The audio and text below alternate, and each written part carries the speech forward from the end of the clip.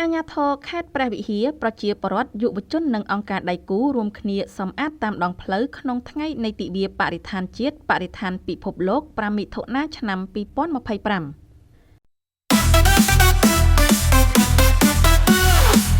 អាជ្ញាធរខេត្តព្រះវិហារក៏ដូចជាប្រជាពលរដ្ឋយុវសិស្សនិងអង្គការដៃគូបានប្រារព្ធទិវាបរិស្ថានជាតិនិងបរិស្ថានពិភពលោក5មិថុនាឆ្នាំ2025យ៉ាងអធិកអធមក្រោមប្រធានបទប្រយុទ្ធប្រឆាំងការបំពុលដោយបរិស្ថាននិងរួមគ្នាដង្ហែក្បួនដោយកាន់បដាពាក្យស្លោកចាក់សារសម្លេងអប់រំអំពីផលប៉ះពាល់នៃការបំពុលបរិស្ថាននិងសារៈសំខាន់នៃការថែរក្សាបរិស្ថានព្រមទាំងបានសម្អាតសម្រាមនៅតាមដងផ្លូវក្នុងក្រុងព្រះវិហារពិធីនេះប្រព្រឹត្តទៅនៅព្រឹកថ្ងៃទី5ខែមិថុនាឆ្នាំ2025នៅបរិវេណរង្វង់មូលព្រះនរាយណ៍ស្ថិតក្នុងក្រុងព្រះវិហារខេត្តព្រះវិហារក្រោមអធិបតីភាពលោកសុកសានតារាអភិបាលរងខេត្ត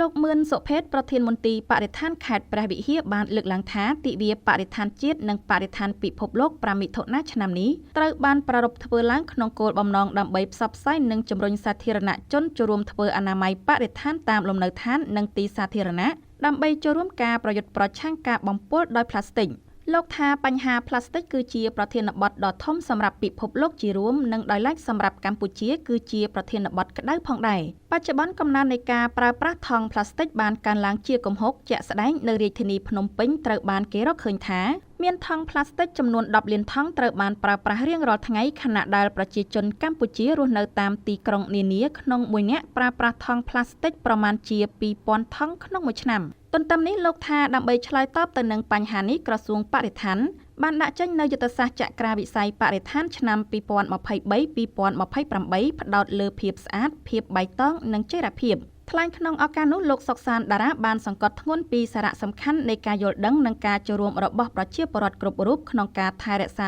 បរិស្ថានឲ្យបានល្អប្រសើរលោកបានលើកឡើងថាការបំពុលបរិស្ថានមិនថាតែការបំពុលខ្យល់ទឹកដីនោះទេសុទ្ធតែបង្កផលប៉ះពាល់យ៉ាងធ្ងន់ធ្ងរដល់សុខភាពមនុស្សសត្វនិងប្រព័ន្ធអេកូឡូស៊ីទាំងមូលលោកអភិបាលរងខេត្តក៏បានគូបញ្ជាក់ផងដែរថាខេត្តព្រះវិហារដែលសម្បូរទៅដោយធនធានធម្មជាតិនិងតំបន់បេតិកភណ្ឌពិភពលោកជាច្រើនកាន់តែត្រូវការយកចិត្តទុកដាក់ខ្ពស់ក្នុងការការពារនិងអភិរក្សដើម្បីធានានូវការអភិវឌ្ឍប្រកបដោយចីរភាពលោកបានជំរុញឲ្យអាជ្ញាធរគ្រប់លំដាប់ថ្នាក់បន្តពង្រឹងការអនុវត្តច្បាប់បរិស្ថាននិងផ្សព្វផ្សាយអប់រំដល់ប្រជាពលរដ្ឋអំពីផលប៉ះពាល់នៃការបំពុលនិងវិធីសាស្ត្រក្នុងការកាត់បន្ថយនិងលុបបំបាត់ការបំពុលក្នុងនោះដែរលោកអភិបាលរងខេត្តក៏បានអំពាវនាវដល់ប្រជាពលរដ្ឋទាំងអស់ជាពិសេសយុវជនឲ្យចូលរួមយ៉ាងសកម្មក្នុងការកាត់បន្ថយការប្រើប្រាស់ផ្លាស្ទិកការច្នៃសម្រាមការដាំដើមឈើនិងចូលរួមសម្អាតបរិស្ថានតាមគេហដ្ឋានសាលារៀននិងទីសាធារណៈនានាដើម្បីរួមចំណែកបង្កើតបរិស្ថានស្អាតបៃតងនិងប្រកបដោយផាសុកភាពសម្រាប់យើងទាំងអស់គ្នា